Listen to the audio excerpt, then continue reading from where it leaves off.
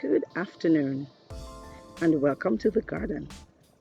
It's January the 10th, 2021. I'm so glad you're here with us today, and I'm feeling extra celebratory today because I'm actually 1 month older. I always celebrate the 10th of every month. It gives me some time to view myself and take on some new perspectives for the forward coming months prior to my birthday. And today, we do have a celebratory post entitled Behind the Veil. Many of us know that a veil is a type of covering that is mostly used at weddings, and usually it would indicate that whatever is behind that veil is something to look forward to, something to be treasured, and something to laugh and smile about. However, I'm not sure if that veil we're going to talk about today would be doing that. As a matter of fact, I don't think it's going to be doing that because it's really in tribute of all the victims of domestic abuse. Remember, just 8 days ago, I celebrated 35 years of service to the educational sector, to the nation's youth. And I was a little saddened by the death of a colleague in another nation.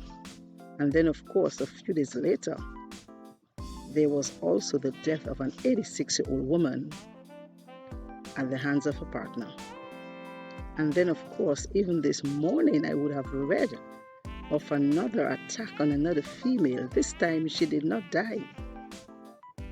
But this post I will be doing for you speaks to the veil that many victims use.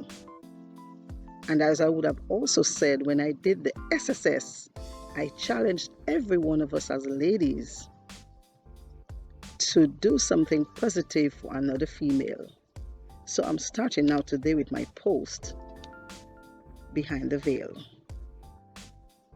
It's a silken, smooth, ear-light texture, bejeweled with pearls and covered with lace for that sophisticated look. Oh, it's stunningly beautiful. But, oh, behind that veil is that bruised eye, those busted lips, that broken nose, that puffy lowered gaze, because of the brutal, scathing physical blows that had marked the existence and bondage of the victim. Oh, it's a flowing, free, fluttering movement, lily white and in perfect alignment and rhythm with that oh so pleasant mellow mood. Oh, it's soothingly restful. But, oh, behind that veil is an ant's crowded mind, that unsettled spirit, that ragged self-worth of a trapped girl child from the calculated incremental strokes that marked the existence and bondage of the victim. It's a bubbly, bold, vibrant shade with flounces and dots and color blocks for that unconventional, spicy, precocious view. And it's extraordinarily impactful. But, oh, behind that veil is a timid soul, a terrified being, a wounded queen, a troubled sister, marked by that continuous willful onslaught that had marked the existence and bondage of the victim. It's a highly efficient, sturdy material with longevity, durability, permanence, for that acceptable, necessary utility. Oh, and it's so highly effective.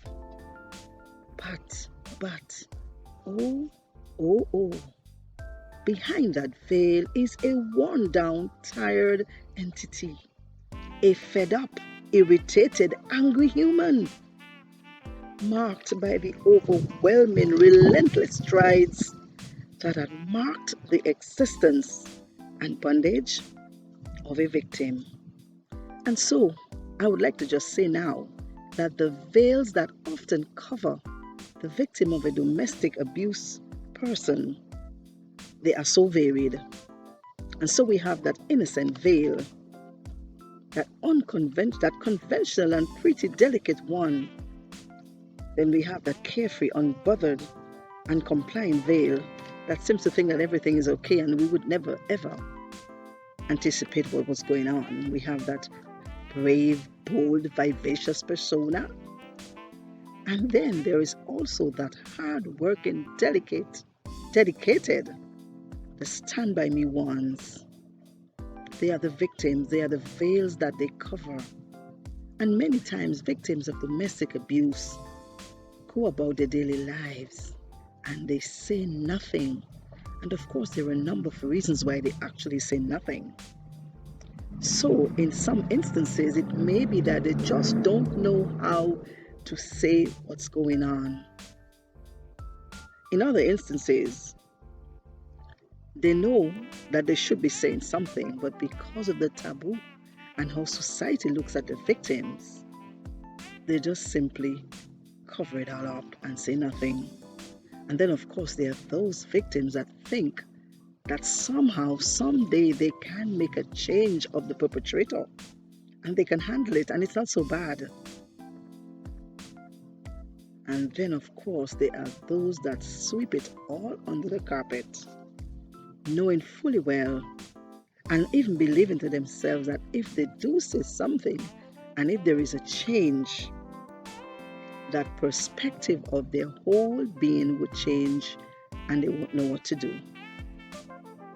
All those victims of domestic abuse are right with us. And we must try in our small way to assist. We often as women use our mouths a lot. We say what we need to say boldly. We curse when we need to curse. But it's time that we use our words to assist a victim of domestic abuse. And as I would have again challenged every one of you who's a lady, who is a woman, who's female, to employ SSS. I'm employing you now to indeed in 2021 do something positive for another female, particularly if that one is a victim of domestic abuse.